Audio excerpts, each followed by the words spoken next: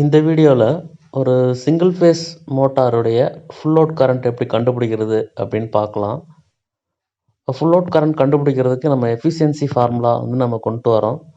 Efficiency அப்படிங்கிறது ஒரு மோட்டாருக்கு நீங்கள் என்ன இன்புட் கொடுத்தீங்க, அதுக்கு அந்த மோட்டார் என்ன அவுட்புட் உங்களுக்கு கொடுத்துச்சு அப்படிங்கிறத நம்ம எஃபிஷியன்சின்னு சொல்கிறோம்.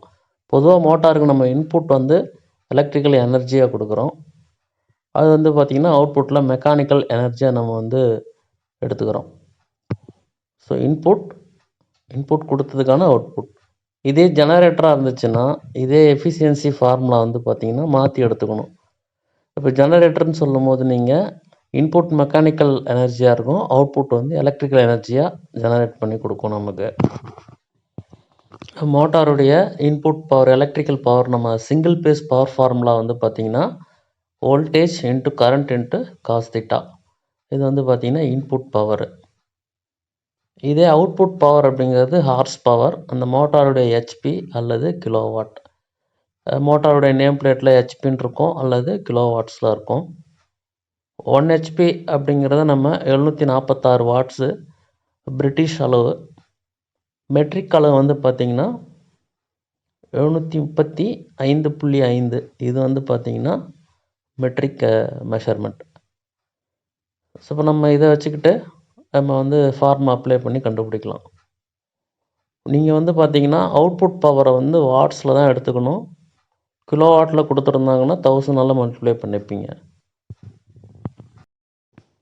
நம்ம இப்போ நம்மளே வந்து ஒரு 0.5 ஹெச்பி மோட்டருக்கு, அதாவது 1/2 ஹெச்பி மோட்டருக்கு வந்து எவ்வளோ ஃபுல் லோட் கரண்ட் எடுக்குது அப்படிங்கிறத நம்ம கண்டுபிடிக்கலாம். ஸோ நான் வந்து அவுட்புட் வந்து பார்த்திங்கன்னா எழுதிக்கிறேன். 0.5 × 746. இங்கே மோட்டார் வந்து 746 பிரிட்டிஷ் அளவே எடுத்துக்குங்க. அதிகமாக கன்சியூம் வாட்ஸ் எடுத்துக்குது அப்படிங்கிற மாதிரியே எடுத்துக்குங்க. கீழே வந்து பவர் ஃபார்முலா எழுதிட்டேன். நமக்கு ஐ தான் வேணும், அதனால் இதை வந்து நான் என்ன பண்ணிட்டேன், லெஃப்ட் ஹேண்ட் சைட் கொண்டு வந்துட்டேன். 0.5 × 746 மல்டிப்ளை பண்ணோம்னா நமக்கு 373 வாட்ஸ் வரும். அது 1/2 ஹெச்பி இல்லையா? ஸோ 746ல் பாதி. அடுத்து வோல்டேஜ் வந்து பார்த்திங்கன்னா 240 வோல்ட் ஸ்டாண்டர்ட், பட் நம்ம 230 தான் எடுத்துக்கணும். அதே மாதிரி கரண்ட்டு நான் லெஃப்ட் ஹேண்ட் சைட் கொண்டு வந்துட்டேன். ஸோ மல்டிப்ளைல இங்கே எஃபிஷியன்சி வந்துடுது. இந்த மோட்டார் வந்து ஒரு 90% எஃபிஷியன்சி நான் எடுத்துக்கிறேன். பவர் ஃபேக்டர் வந்து 0.8ன்னு எடுத்துக்கிறேன்.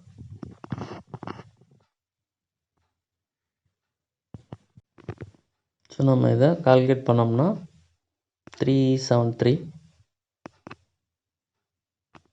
ஸோ டிவைடட் பை 165.6 வருது. ஸோ இதை நம்ம கேன்சல் பண்ணோம்னா ஃபுல் லோட் கரண்ட் நமக்கு 2.25 ஆம்ஸ் வந்து நமக்கு ஃபுல் லோட் கரண்ட் வந்து கிடைக்குது. ஸோ இதுக்கப்புறம் நீங்கள் என்ன பண்ணலாம் அப்படின்னா, இது ஃபுல்லாக நீங்கள் போட்டுகிட்டே இருக்க வேண்டாம். ஹெச்பி அல்லது கிலோ வாட்ஸ் கொடுத்தாங்கன்னா இதை நீங்கள் வந்து ரவுண்ட் வேல்யூ 165ஆல் வந்து டிவைட் பண்ணிடுங்க. அவ்வளோதான் ஷார்ட்கட்டு. இதெல்லாம் நீங்கள் ஆவரேஜ் வேல்யூ தான், அதனால் ஒன்றும் பிரச்சனை இல்லை. நம்ம அந்த டிவைட் பண்ணும்போது எல்லாமே நமக்கு லோவாக கிடைக்கிற மாதிரி எடுத்துக்கிறோம். 230, 0.8, 90% கிடைக்கிற மாதிரி.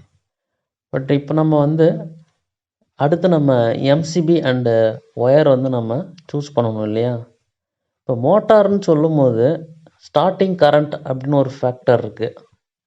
ஸ்டார்டிங் கரண்ட் ஃபேக்டர்னு வந்து பார்த்திங்கன்னா, நம்ம மோட்டார் ஆன் பண்ண உடனே அதனுடைய கரண்ட் அதிகமாக எடுக்கும். அது காரணம் வந்து பார்த்திங்கன்னா பேக் இஎம்எஃப் வந்து 0 இருக்கிறதுனால.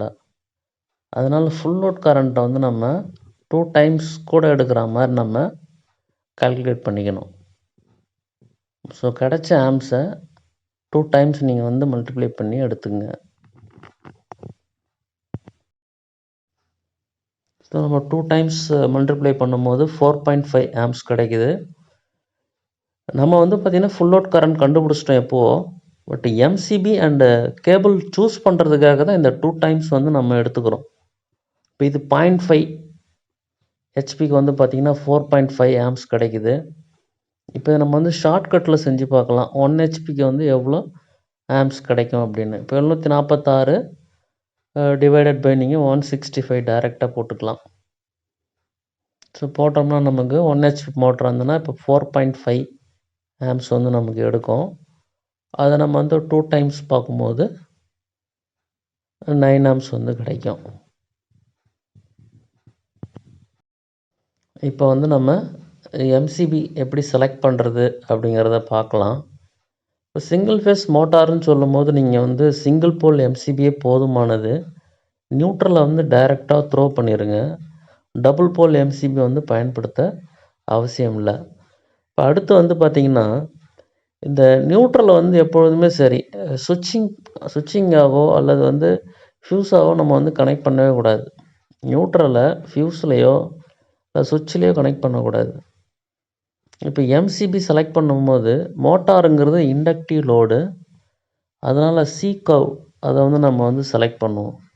இந்த சி கர்வ் வந்து பார்த்திங்கன்னா நமக்கு வந்து 6 ஆம்ப்ஸ் அல்லது 6 ஆம்ப்ஸே இல்லை அப்படின்னா நெக்ஸ்ட்டு நீங்கள் 10 ஆம்ப்ஸ் கூட போடணும்னா போட்டுக்கலாம். பட் இதுக்கு 6 ஆம்ப்ஸே 0.5க்கே நீங்கள் வந்து சி கர்வ் 6 ஆம்ப்ஸ் போதுமானது. இந்த சி கர்வ் வந்து பார்த்திங்கன்னா நமக்கு வந்து 5 to 10 டைம்ஸ் வந்து பார்த்திங்கன்னா ஃபுல் லோட் கரண்ட் வரும்போது ட்ரிப் ஆகும்.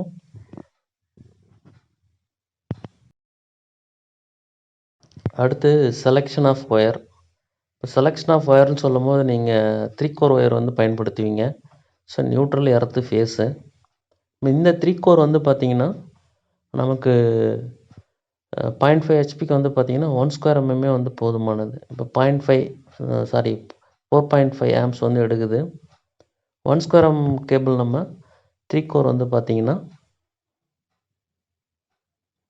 நமக்கு 10 ஆம்ப்ஸ் ஆர் 13 ஆம்ப்ஸ். இது கான்டாக்டில் யூஸ் பண்ணும்போது 10 ஆம்ப்ஸாக இருக்கும்.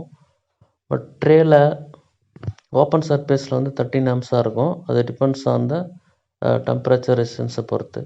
அடுத்து 1.5 ஸ்கொயர் எம்எம் வந்து பார்த்திங்கன்னா அதே மாதிரி 15 ஆம்ப்ஸ் டு 19 அல்லது 20 ஆம்ப்ஸ் வரைக்கும் கூட நமக்கு கிடைக்கும். நீங்கள் வந்து 1 ஸ்கொயர் எம்எம் கேபிள் 3 கோர் கேபிளே வந்து பயன்படுத்திக்கலாம். நன்றி.